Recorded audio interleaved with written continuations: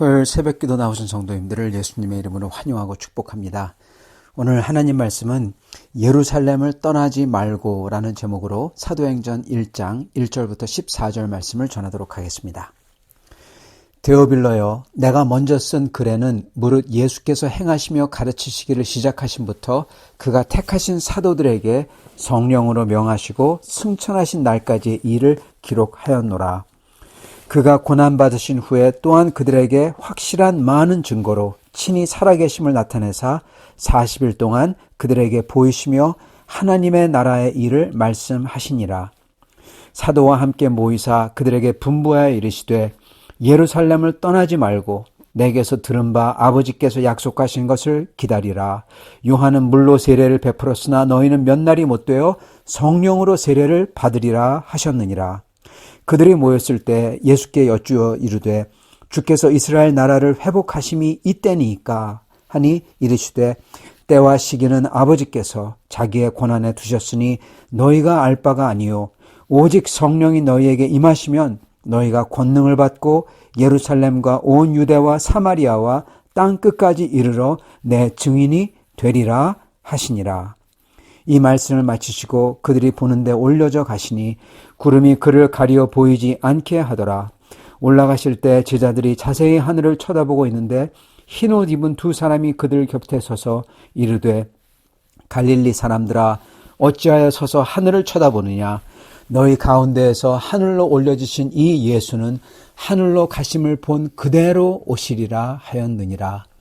제자들이 감람원이라 하는 산으로부터 예루살렘에 돌아오니 이 산은 예루살렘에 가까워 안식일에 가기 알맞은 길이라. 들어가 그들이 유하는 다락방으로 올라가니 베드로, 요한, 야고보, 안드레와 빌립, 도마와 바돌로메, 마테와 및 알페오의 아들 야고보, 셀롯인 시몬, 야고보의 아들 유다가 다 거기 있어 여자들과 예수의 어머니 마리아와 예수의 아우들과 더불어 마음을 같이하여 오로지 기도에 힘쓰더라. 아멘.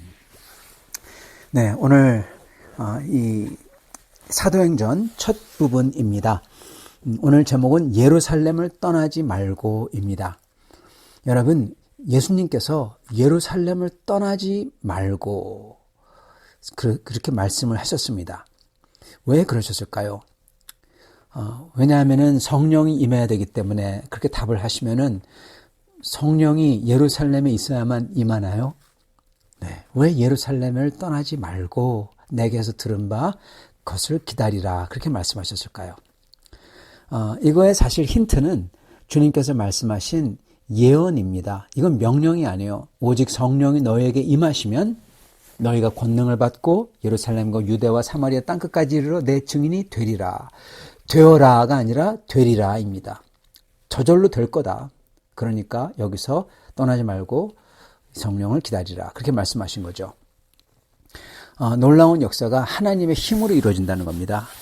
사실은 우리가 해서 되는 게 아니라 오늘 이걸 통해서 예수님께서 왜 예루살렘을 떠나지 말라고 하셨는지 보면서 이 속에 들어있는 은혜를 같이 나누도록 하겠습니다. 누가는 누가복음과 사도행전을 기록해서 데오빌로라는 이 로마의 고위 관리에게 헌정합니다. 그래서 어떻게 예수님이 오셨고 그리고 복음이 전파가 되었고 그 누가복음을 통해서 알았죠. 그런 다음에 이제 이 교회가 어떻게 해서 생겼고 또 복음이 어떻게 역사했는지 그것을 지금 누가는 기록을 하고 있습니다. 자, 여기서 예수님께서 제자들에게 예루살렘을 떠나지 말고 약속하신 성령으로 세례를 받으라고 명하시죠. 제자들은 이스라엘이 로마로부터 해방될 날이 곧 이르는 줄 알고 하나님의 나라를 회복하심 이때입니까? 즉 이때가 이제 마지막 때 재림 때입니까? 그렇게 묻고 있는 거죠. 예수님께서는 그거는 none of your business. 너희들이 상관할 바가 아니다. 그렇게 말씀하십니다. 성도 여러분, 이거 우리 잘 봐야 됩니다. 하나님이 하시는 게 있어요. 하나님이 하시는 거는 저희가 상관하면 안 됩니다. 예를 들어서 하나님의 나라가 언제 임하는지, 우리가 언제 죽는지, 이거는 우리가 알 수도 없고 알아도 안 됩니다. 예, 절대 알으면 안 돼요. 만약에 저희가 그걸 안다고 하면 얼마나 두렵겠습니까? 예, 그거는 우리의 비즈니스가 아닙니다. 그렇다면 우리의 비즈니스는 뭡니까? 우리가 해야 되는 것은 뭡니까? 예수님께서는 기도하라 그러십니다. 성령이 임할 거다. 네. 그러면은 너희들이 권능을 받을 거다. 그래서 땅끝까지 이르러 내 증인이 될 거다. 네. 해라가 아니라 그렇게 될 거라는 것입니다. 자, 이거는 예수님께서 하나님의 마스터 플랜, 즉 앞으로 어떻게 될지 어떤 여파를 만들지 큰 그림을 알려주신 겁니다. 그죠? 그리고 이렇게 되는 것은 오직 하나님의 능력과 인도하심으로 이루어진다는 거죠. 이거는 제자들이 계획한다고 해가지고 되는 게 아니라는 거죠. 그래서 지금 이곳에서 제자들이 예수님의 증인이 되기 위해서 해야 되는 게 뭐냐? 그들의 비즈니스가 뭐냐? 그것은 바로 기도하면서 주님을 기다리라는 겁니다. 성령을 기다려라. 아버지가 약속하신 걸 기다려라. 주님을 기다리는 거죠. 기도하면서. 자, 근데 이것을 자세히 들여다보면 이게 보통 일이 아님을 알 수가 있어요. 제자들이 예수님의 증인이 되려면 기도하면서 기다려야 하죠. 근데 이거를 어디서 해야 되냐? 그랬을 때 예루살렘에서 하라고 하시는 거예요. 4절 사도와 함께 모이사 그들에게 분부하여 이르시되 예루살렘을 떠나지 말고 네. 그런 다음에 아버지께 약속하신 것을 기다리라. 저는 항상 왜 주님께서 이렇게 예루살렘을 떠나지 말라고 당부하셨는지 궁금했습니다. 그 이유가 무엇일까요? 그 이유는요, 예루살렘이 어떤 곳, 즉 어떠한 일이 일어난 곳이고 이제 곧 또 어떤 일이 일어날 곳인지 살펴보면 알 수 있습니다. 여러분, 이 비밀은, 비밀이라고 부르는 이유는 그 당시 사람들은 이것을 알 도리가 없었어요. 나중에 끝나고 나서야 돌이켜보고 이래서 그랬구나 알 수가 있죠. 그러나 우리는 그 모든 게 사도행전을 통해서 그림같이 펼쳐지죠. 우리가 다 알 수 있죠. 지도같이 뒤에서 일어난 일, 앞에서 일어난 일을 보면서 알 수가 있죠. 그래서 저희는 왜 주님께서 예루살렘을 떠나지 말라는지 알 수가 있다는 것입니다. 왜냐하면 예루살렘이라는 도시는 어떠한 일이 일어난 곳이고 또한 어떠한 일이 일어날 곳이기 때문에 그렇습니다. 일이 일어날 거니까 그 일을 갖다가 그 일이 일어나야 되기 때문에 떠나지 말라고 한 겁니다. 그게 일이 뭘까요? 그 일이.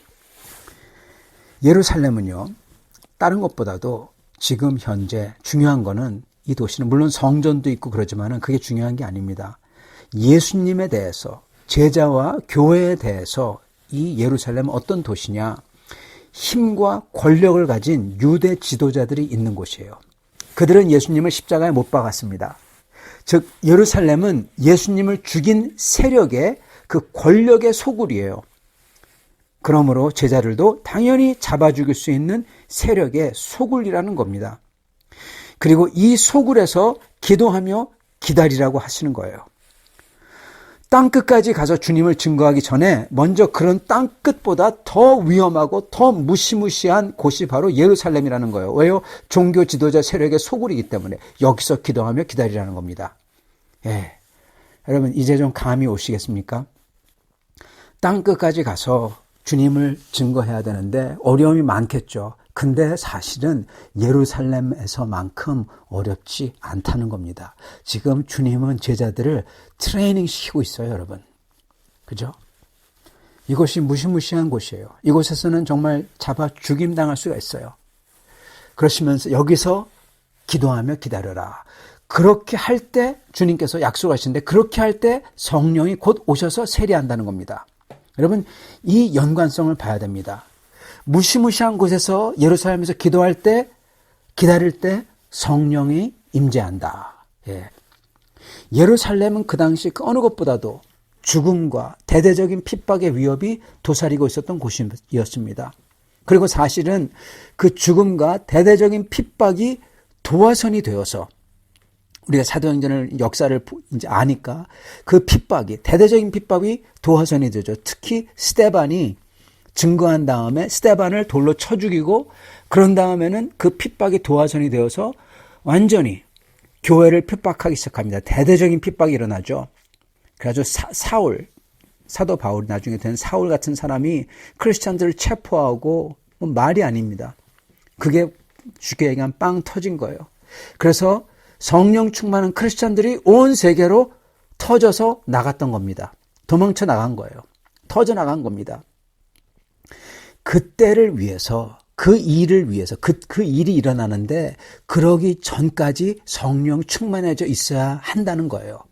그렇기 때문에 세계 방방곡곡으로 나가서 주님의 복음을 증거할 수 있도록, 오히려 위험이 도사린 그곳에서 기도했기 때문에 이게 가능하게 되었던 겁니다.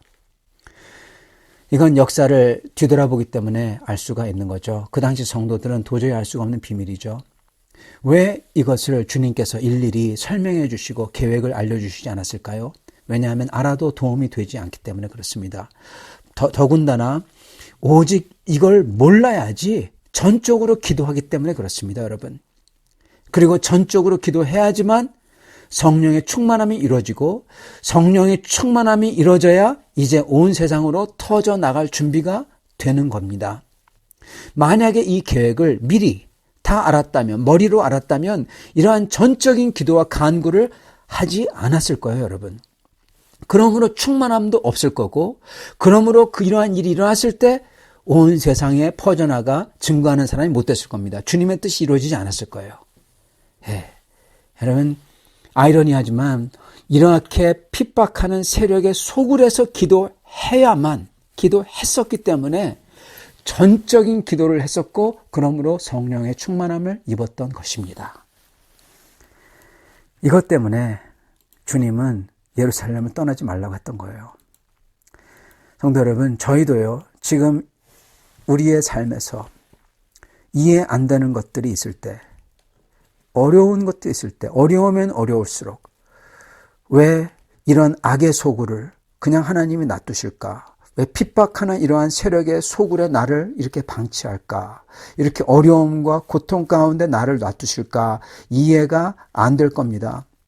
그러나 그럴수록 저희는 주님에게 전적으로 의지해야 되는 것입니다. 그리고 전적으로 주님을 찾아야 되는 것입니다. 여러분, 왜 그러시냐? 바로 이 이유에 똑같은 이유인 것입니다. 그럼으로써, 전적으로 주님을 찾음으로써 주님의 때가 이를 때 저희가 주님의 사랑과 능력으로서 그게 충만하여 주님의 뜻을 저희가 이룰 수 있는 것입니다. 그거 하라고 준비시키는 거예요, 어떻게 보면요. 그걸 위해서 이 모든 것을 허락하시는 것입니다.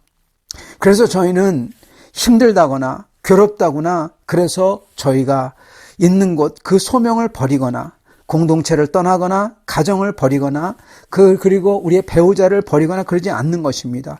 주님이 이 속에 넣으신 이유가 있거든요. 마치 주님이 교회를, 예수님을 십자가에 못 박은 세력이 가득한 곳을 떠나지 말고 오직 거기서 기도하라고 하신 것처럼 그런 이유가 있다는 겁니다. 그렇게 해야만 저희가 능력의 기도를 하고, 그렇게 해야만 저희가 주님을 온전히 알게 되고, 주님의 참으로 능력으로 가득하여서 어디서든 간에 주님의 사역을 감당할 수 있게 되는 것입니다. 그 당시에 성도들이, 그리고 우리가 어려울수록 기도하라고 만든 것을, 하나님께서 이렇게 만든 것을 알아야 된다는 거예요. 그렇게 간구하며 오직 기도로서 임할 때 문이 열리고 물꼬가 트이는 겁니다. 우리가 오직 기도로서 임할 때, 여러분, 이걸 보시기 바랍니다. 우리가 오직 이렇게 간절히 기도하고 하나님을 구하고 찾을 때 어떠한 일이 일어나나요? 네, 악이 물러가고, 그리고 정말로 참으로 모든 게, 우리가 기도하는 모든 게 다 이루어지나요? 여러분, 오직 기도로서 임했을 때 제자들이 드디어 상황이 바뀌고, 그리고 다른 사람들이 다 바뀌나요? 그토록 무서운 예루살렘을 떠나지 않고 주님이 약속한 걸 구하며 기도할 때 무슨 일이 일어납니까? 바리새인들과 사두개인들이 하늘에서부터 불이 내려와 그들을 살라버리나요? 또는 그들이 가슴을 치며 회개를 하나요? 더더욱 일어나지 않죠. 여러분, 상황 하나도 안 바뀝니다. 아니, 오히려 그들은 더 살기등등했어요. 그래서 나중에 사울 같은 사람들이 크리스찬들을 잡아들이죠. 스데반을 죽이고. 그렇게 기도로서 간절히 구할 때 상황이 바뀌거나 다른 사람이 바뀌는 게 아니라는 겁니다. 그럼 뭐가 달라집니까? 여러분, 오직 바뀐 거는 누가 바뀌죠? 상황도 아니고 바리새인과 사두개인들도 아니고 누가 바뀝니까? 기도하는 사람들이 바뀝니다. 그죠? 네. 그러한 상황에서 오직 기도로 주님을 온 힘을 다해 찾을 때 우리가 바뀌게 돼요.